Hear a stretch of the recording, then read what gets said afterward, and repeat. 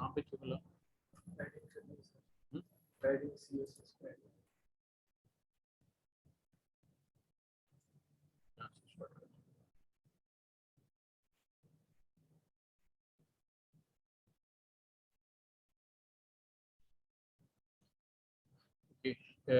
कोई भी लाइक ये हमारा पैराग्राफ है, तो हमने इस पैराग्राफ के अपर एक बॉर्डर जो है वो लगवाया है, ठीक है। अब ये बॉटम बॉर्डर है, ये राउंडेड बॉर्डर है, यहाँ से ना ऐसे कर्व सा होता है ऐसे, और ये आपका लेफ्ट साइड पे बॉर्डर है, ठीक है। तो बॉर्डर की ऐसे कुछ शेप्स हैं, ये हमने लास्ट टाइम देखी थी। उसके बाद बॉर्डर के बाद फिर था margin. Margins are used to create space around element outside of any defined border, यानी बॉर्डर के बाहर अगर हम कोई मार्जिन जो है वो रखना चाहते हैं, ठीक है। लाइक अगर हम यहाँ पे देखें, ये मार्जिन है 70 पिक्सल का, ठीक है। और अगर हम इसे 0 पिक्सल कर देते हैं, तो ये देख रहे हैं ये बिल्कुल टॉप पे चला गया, यानी ये बॉर्डर के जो आउटसाइड जो चीज़ है उसको हम मार्जिन कहते हैं, ठीक है। मार्जिन किसको कहते हैं? बॉर्डर के आउटसाइड चीज को, ठीक है।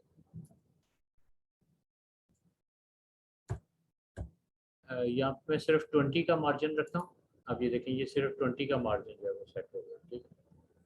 इस चीज़ का ख्याल रखना है कि हमारे पास जो बॉर्डर है वो एलिमेंट के ये बॉर्डर है और ये वाला, और बॉर्डर के बाहर जो चीज़ है वो हमारा क्या है? वो मार्जिन है, एग्जैक्टली। अच्छा, और बॉर्डर और टेक्स्ट के दरमियान में ये जो थोड़ी सी जगह है ये वाली, इसको हम कहते हैं पैडिंग, इसको हम पैडिंग कहते हैं, ठीक है। ये देखें, अब ये बॉर्डर और इस टेक्स्ट के एलिमेंट के दरमियान में जो जगह, इसको हम पैडिंग बोलते हैं, ठीक है। तो अगर हम ये ऐसे लिखते हैं padding top, padding right, padding bottom, padding left, तो ऐसे भी ठीक है। अदरवाइज फिर हम क्या करेंगे, सिर्फ अगर पैडिंग का वर्ड यूज़ करते हैं तो वो फोर साइड पे अप्लाई होती है किसी भी चीज़ में। अप्लाई यहाँ पे देखें, यहाँ पे अलग अलग पैडिंग जो हैं वो अप्लाई की हुई हैं। बॉर्डर हमने लगाया जी 1 पिक्सल सॉलिड ब्लैक, और बैकग्राउंड कलर है हमारा लाइट ब्लू, ये डिव है। और पैडिंग टॉप पे है जी 50 पिक्सल। सपोज मैं टॉप की जो पैडिंग है उसको ऑफ करता हूँ, ये देखें बिल्कुल टॉप पे चला गया। और राइट की 30 पिक्सल है, ऐसे ही बॉटम है, और ऐसे ही लेफ्ट की है जी 80 पिक्सल। अगर मैं लेफ्ट की 100 पिक्सल्स कर देता हूँ तो ये थोड़ा सा और आगे को मूव कर देगा, ठीक है। तो दिस इज़ योर पैडिंग। अब अगेन पैडिंग में ऐसे भी आप लिख सकते हैं, padding top, right, bottom, left.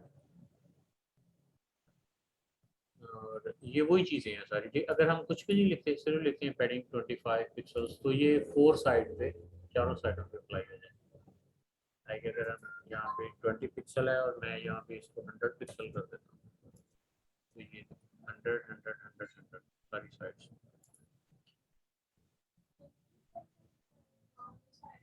हाँ, वैसे तो इक्वली होनी चाहिए, ज़रा अच्छी लगती है, लेकिन समटाइम रिक्वायरमेंट्स ऐसी आ जाती हैं। और चूँकि अगर हम CSS को देखते हैं तो CSS में ये ऑप्शन है। अब इसके लिए ना मैं एग्जांपल ये देता होता हूँ कि अगर कोई पायलट बैठा है ना, जहाज़ के कॉकपिट में बैठा है, तो वहाँ उसके पास कितने बटन होते हैं? उसके पास हज़ारों की तादाद में बटन होते हैं। तो इसका मतलब ये नहीं होता कि उसने बैठते ही उसने सारे बटन दबाने शुरू कर देने, तो जहाज़ कभी भी नहीं उड़ेगा, ठीक है। तो उसने काम वही करने हैं, दो चार जो उसने करने हैं, बाकी ऑप्शंस अवेलेबल हैं। अगर कभी ज़रूरत पड़ेगी तो उनको यूज़ किया जा सकता है, अदरवाइज नहीं। अच्छा, अब यहाँ पे डिव जो है उसकी विड्थ रखी गई है 300 पिक्सल्स। अब यहाँ पे डिव की भी पिक्सल, यानी ये जो इसकी विड्थ है इसकी भी ये डिफाइन की गई है, और उसके बाद फिर उसकी पैडिंग जो है वो डिफाइन की गई है। अच्छा, अब इसमें ये जो डिव है इसकी विड्थ 300 पिक्सल्स है, और ये जो डिव है इसकी विड्थ भी 300 पिक्सल है, लेकिन इसका साइज छोटा है, इसका साइज बड़ा है। ये देखें, ये डिव एग्जाम्पल 1, इसकी विड्थ कितनी है? 300। और ये डिव एग्जाम्पल 2, और इसकी विड्थ कितनी है? 300 पिक्सल, लेकिन ये बड़ी है। ये बड़ी क्यों है? क्योंकि इसमें यहाँ पे 25 पिक्सल इधर पैडिंग की है, 25 पिक्सल इधर की है, तो ये 50 पिक्सल्स वाइड हो गई है। और हाइट भी इसकी 50 पिक्सल्स ऐड हो गई है। यहाँ पे भी 25 पिक्सल्स है, यहाँ पे भी 25 पिक्सल्स है। ठीक है, अगर हम यहाँ पे इसकी ये जो पैडिंग है इसको हम ख़त्म कर देते हैं सपोज, तो ये देखें ये बिल्कुल उसके बराबर हो गया। तो अच्छा, ऐसे भी हम कर सकते हैं कि हम पैडिंग जो है वो भी रखें, और हम इसे ये भी कहें कि इसकी जो टोटल विड्थ है वो 300 पिक्सल से बड़े ना। ठीक है, वो भी आगे आएगा, उसको भी देखते हैं। उसके लिए हम ये एक साथ में कीवर्ड यूज़ करेंगे, बॉक्स साइजिंग, बॉर्डर बॉक्स। ठीक है, अब ये देखें इसमें सेम यही है, इसमें भी यहाँ पे पैडिंग नज़र आ रही है ना, लेकिन इसकी विड्थ इंक्रीज नहीं हुई। क्यों नहीं इंक्रीज हुई?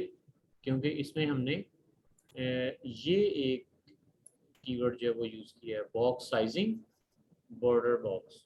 तो इससे क्या होगा कि ओवरऑल उसकी जो विड्थ है वो इंक्रीज नहीं होगी, ना विड्थ और ना हाइट वो इंक्रीज नहीं होगी। आगे आ जाए जी।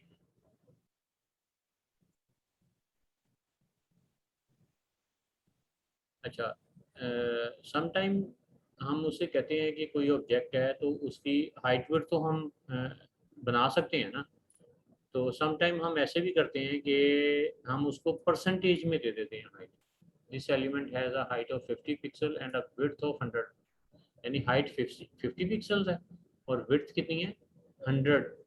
तो हम उसे ये कह सकते हैं कि जो है ना मैक्स विड्थ, कि उसकी मैक्सिमम विड्थ जो है वो 500 पिक्सल से ज़्यादा बड़ी नहीं होनी चाहिए, या 400 पिक्सल से ज़्यादा बड़ी नहीं होनी चाहिए। ठीक है, तो फिर हम उसके लिए क्या करेंगे,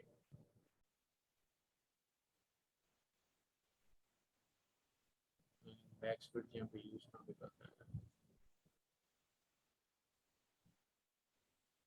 अच्छा, यहाँ पे वो यूज़ नहीं कर रहा, बस यहाँ पे 100% उसने दिया हुआ कि ये सारा 100% है। इसको अगर हम रीसाइज करते हैं तो वो 100% ही रहेगा। ठीक है ना। आगे किसी जगह पे आएगा वो हम देखते हैं कि उसमें मैक्स विड्थ यूज़ किया होगा कि इससे ज़्यादा विड्थ नहीं होनी चाहिए। अच्छा जी, बाय डिफ़ॉल्ट जो हाइट विड्थ वगैरह होती है, दिस इज़ डिफ़ॉल्ट, और the browser calculates the height and width. फिर ऐसे ही लेंथ आप जो है वो नॉर्मली पिक्सल्स में देते हैं, सेंटीमीटर्स वगैरह में भी दे सकते हैं, परसेंटेज में देते हैं। जैसे अभी हमने विड्थ देखी है 100%। ठीक है, और इनिशियल भी हम दे सकते हैं कि कम से कम इतनी स्टार्ट यहाँ से हो। यहाँ पे हाइट 200 पिक्सल है ये वाली, और विड्थ कितनी है 50%। यहाँ पे हाइट 100 पिक्सल्स, विड्थ 500 पिक्सल, ये फिक्स्ड बॉक्स है। ठीक है, ये फिक्स्ड बॉक्स है।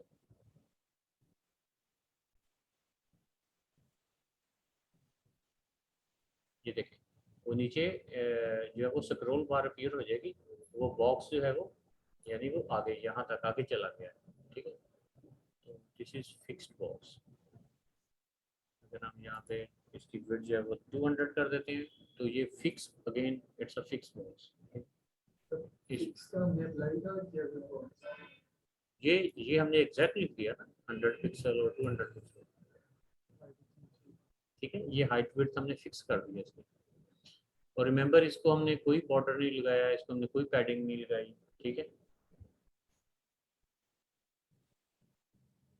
ये आ गया max width. Max width is 500 pixels. अब इसमें क्या है कि ये देखें ये छोटा बॉक्स है, यहाँ पे नीचे स्क्रॉल बार अपीयर नहीं हुई। ठीक है, तो ये अब इसकी विड्थ कितनी होगी 200 पिक्सल हो गई मे बी। तो इसको हम बड़ा करते हैं तो ये बड़ा होता जा रहा है बॉक्स। कितना बड़ा होगा? ठीक है, यहाँ पे आकर ब्रेक लाते हैं इसकी, 500 पिक्सल से बड़ा नहीं होगा। ठीक है, तो अगर हम ये ना लिखते और यहाँ पे हम विड्थ लिख देते 100%, तो फिर वो 100% तक ही रहनी थी, अगर 50% लिखते तो 50% रहनी थी। तो ये हमने मैक्स विड्थ लिखी है, इसका मतलब है कि ऐसे छोटा साइज है इसका, अगर हम बड़ा करते जाएंगे तो मैक्सिमम 500 पिक्सल तक जाएगा, उससे बड़ा नहीं जाएगा। इसको हम मैक्स विड्थ कहते हैं, ठीक है।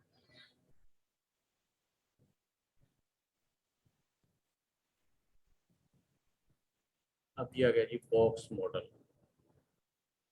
यानी ये हमारा टेक्स्ट है, सपोज ये हमारा पैराग्राफ है, ठीक है। और ये क्या है, यहाँ से बॉर्डर तक का जो एरिया है वो पैडिंग है, और पैडिंग के ऊपर हम बॉर्डर लगा देते हैं, और बॉर्डर के बाहर भी हम मार्जिन लगा सकते हैं, ठीक है ना। तो इसको हम कहते हैं कि पूरा ये बॉक्स का मॉडल है। अगर हमने सिर्फ कंटेंट लिखा है, पैडिंग नहीं लगाई, बॉर्डर नहीं लगाई, मार्जिन नहीं लगाई, तो वो सिर्फ कंटेंट ही हमें नजर आएगा। अगर हम इसको वो जैसे पहले था ना बॉक्स मॉडल, अगर हम इसको उस बॉक्स मॉडल में नहीं लेके जाते तो पैडिंग ऐड करेंगे तो वो भी ऐड हो जाएगा, बॉर्डर ऐड करेंगे तो वो भी ऐड हो जाएगा, मार्जिन ऐड करेंगे तो वो भी ऐड हो जाएगा,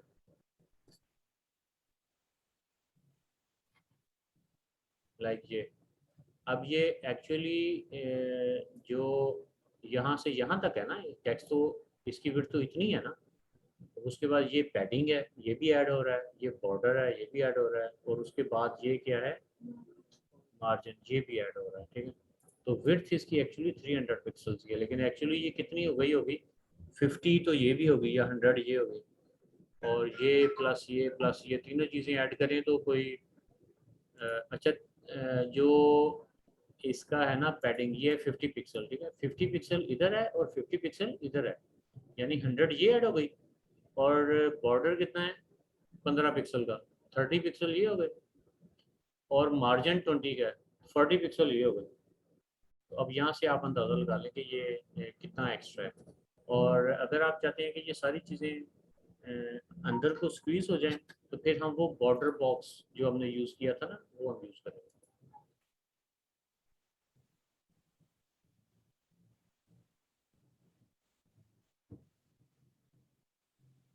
विड्थ इतनी है जी, पैडिंग इतनी है, बॉर्डर इतना है, मार्जिन इतना है, ये सारी अब वही चीज़ें हैं। ये चीज़ें मैंने कैलकुलेट की थी ना, ये देखें 20 pixel left and right, 10 pixel left and right, इतना, तो टोटल इतना हो गया। अच्छा, उसके बाद एक कंसेप्ट है आउटलाइन का, यानी ये जो बॉर्डर है उसके बाहर, इसको ना हम ऐसे ही चीज़ को ना ज़रा ग्लो का इफेक्ट देने के लिए ना यूज़ करते हैं, बटन वगैरह हो तो उसको ज़रा ग्लो का इफेक्ट देने के लिए उसको आउटलाइन कहते हैं, लेकिन ये कैलकुलेशन में नहीं आती। वो जो पहले कैलकुलेशन हमने देखी थी ना, इससे आपके इस बॉक्स का साइज नहीं बढ़ेगा, बस इस चीज़ का ख्याल रखना, ये वाला। तो ये वैसे ये समझाने के लिए इसने इतना किया है, आउटलाइन 10 पिक्सल्स नॉर्मली, ये इसको आप 2 पिक्सल्स कर दें, जैसे कोई बटन होता है ना, ये देखिए उसके बिल्कुल हल्का सा बाहर कोई।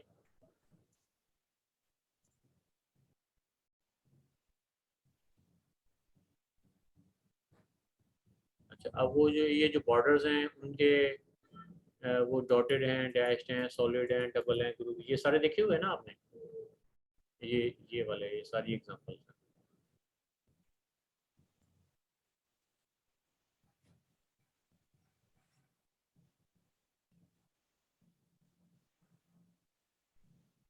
ये जो आउटलाइन अभी हमने देखी है उसकी भी आप विड्थ जो है वो डिफाइन कर सकते हैं, ठीक है। सेम वही चीज़ है, अगर वहाँ पे 10 थी तो मैं उसको कहाँ पे लेके आया, 2 पे लेके आया। तो यहाँ पे आप उसको थिन थिक वगैरह भी लिख सकते हैं, लेकिन बेहतर होता है कि आप 2 पिक्सल लिखें, 1 पिक्सल लिखें, 4 पिक्सल लिखें, इस तरह से। लाइक ये देखें, ये डिफरेंट विड्स हैं, तो यहाँ पे सारी विड्स हैं यहाँ पे डिफाइंड है।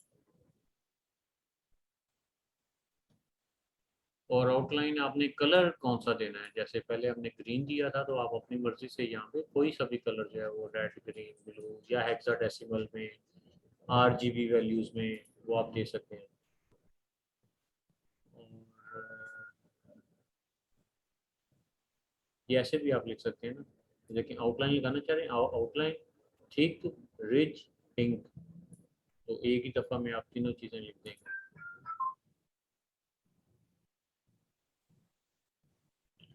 Outline offset property adds space between an outline and the edge border of an element.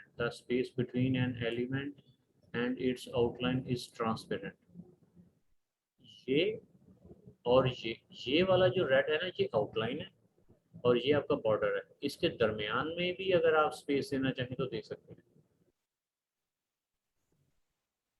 ये ऐसे ऐसे इसको आप डबल आउटलाइन करेंगे।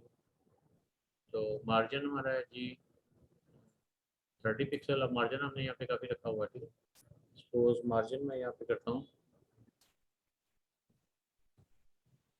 5 पिक्सल।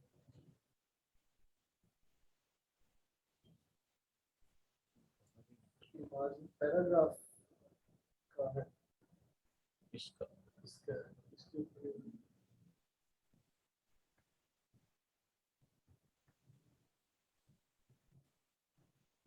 अच्छा, बॉर्डर 1 पिक्सल है जी और आउटलाइन 1 पिक्सल है, सॉलिड ब्लैक है, सॉलिड रेड है, आउटलाइन ऑफसेट 15। अच्छा चलिए इसको मैं करीब कर देता हूँ, ठीक है।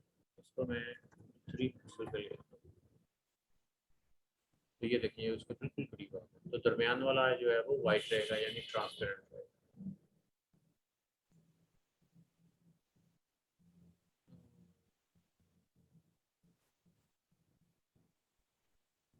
CSS has a lot of properties for formatting text। अब इस तरह से fonts, colors उनको आप चेंज कर सकते हैं। लाइक बॉडी के लिए आपने कहते हैं जी कलर ब्लू लगाना है, H1 के लिए लगा दिया जी कलर ग्रीन लगाना है। ये चीज़ें ना रिपीट हो रही हैं ऑलमोस्ट सारी की सारी, कोई चीज़ नहीं आ रही है बीच में।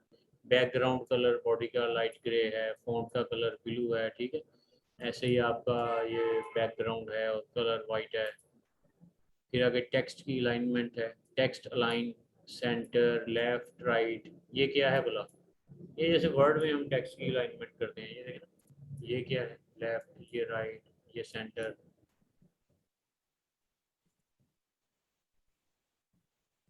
जस्टिफाई भी कर सकते हैं आप। अच्छा, टेक्स्ट डायरेक्शन, ये अगर बाई डाई ओवर राइट करेंगे तो ये राइट टू लेफ्ट कर देगा। देखना है तो देख नहीं सकते। ये देखो, this is right to left text direction.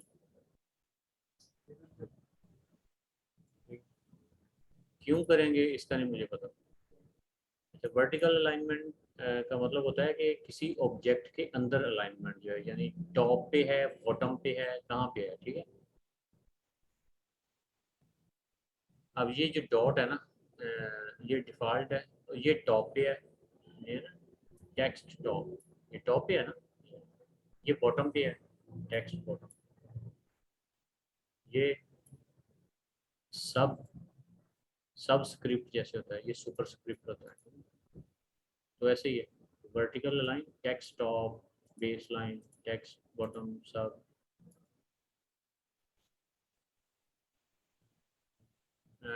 Text decoration none. Text decoration में मोस्टली आप ना इसको रिमूव करते हैं, अंडरलाइंस वगैरह, तो उसके लिए हम टेक्स्ट डेकोरेशन जो है वो ऑफ कर देते हैं। मसलन अगर हमारा कोई हाइपर लिंक होता है ना, जैसे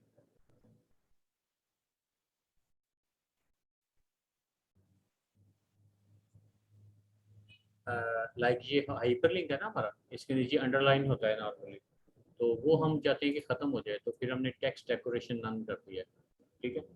अगर सपोज मैं टेक्स्ट डेकोरेशन को यहाँ से डिलीट करता हूँ, तो ये देखें यहाँ पे अंडरलाइन आ जाएगा, ठीक है। तो ये टेक्स्ट डेकोरेशन नन हम क्यों करते हैं?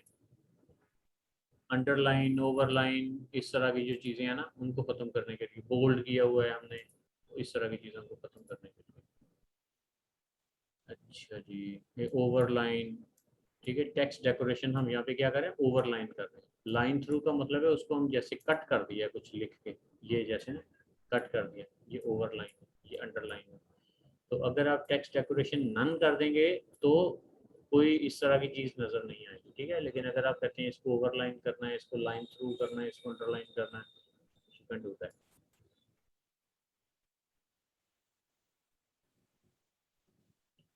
Transform to specify upper case and lower case letters in a text. हमने कुछ लिखा है, हम कहते हैं अपर केस में शो हो जाए, लोअर केस में शुरू हो जाए, कैपिटलाइज ईच वर्ड, हर वर्ड का पहला करेक्टर कैपिटलाइज हो।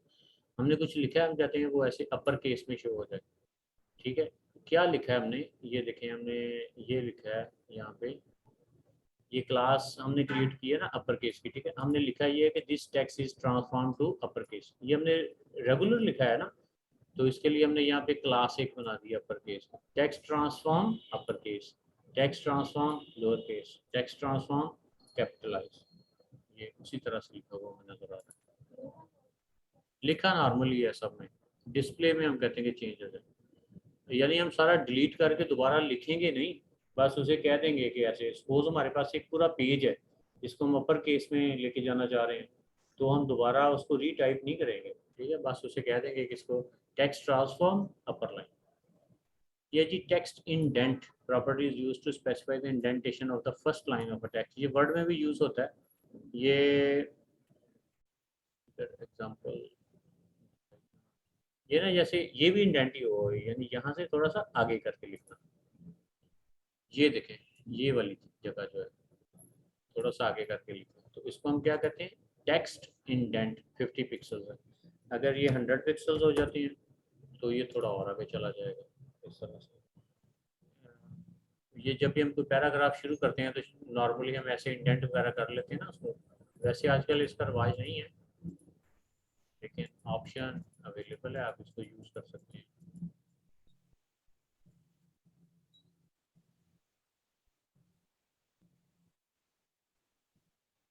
लेटर स्पेसिंग, ये करेक्टर्स के दरमियान में जो स्पेस होती है,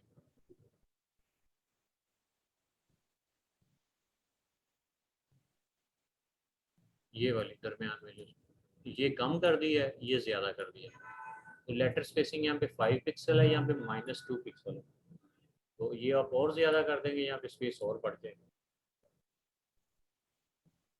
लाइन हाइट, ये जो लाइन है इसके नीचे जो लाइन आएगी वो अगर उसको हम थोड़ा सा ऊपर कर देते हैं तो वो इसके ऊपर ओवरलैप हो जाएगी। ये लाइन हाइट 0.8 है, ये देखें ना, ये एक, ये नॉर्मल है, ये और इसको हमने ज़्यादा कर दिया, ठीक है। तो ये जो स्मॉल वाली है वो 0.7 कर दिया है और ये 1.8 कर दिया, ये वर्ड में भी जो हम करते नहीं है लाइन हाइट, वही चीज़ है।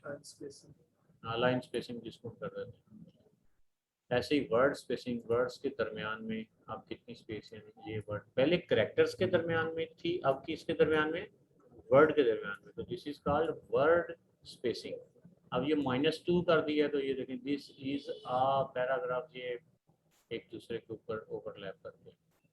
White space property specifies how white space inside an element is handled, so this example demonstrates how to disable text wrapping inside an element.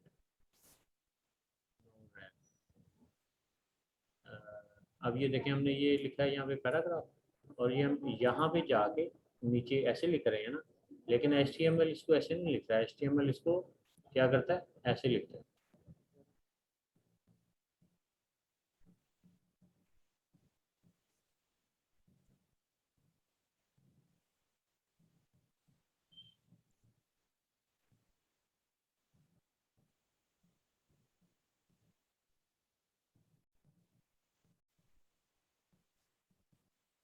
अब ये देखें अब उसको रैप कर रहा है,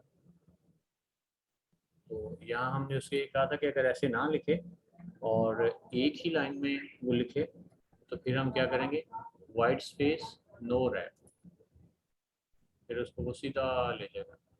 ये आप इसको टेस्ट करना चाहते हैं तो नोट पैड में भी सेम ऐसे ही टेस्ट कर सकते हैं उसको। फिर है जी टेक्स्ट शेडो, ओके, ये इस तरह से कोई टेक्स्ट का इफेक्ट अगर आप देखना चाहते हैं, 2 पिक्सल, कितना बड़ा शेडो और कितने डिस्टेंस पे है, यहाँ पे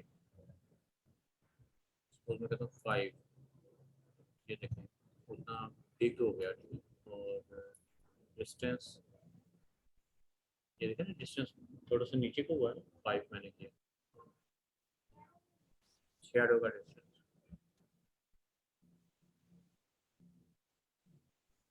ये देखें और नीचे होगा।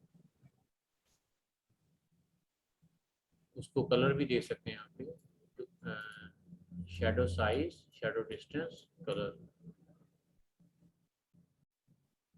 इसकी भी आप एग्जांपल्स देख लीजिएगा।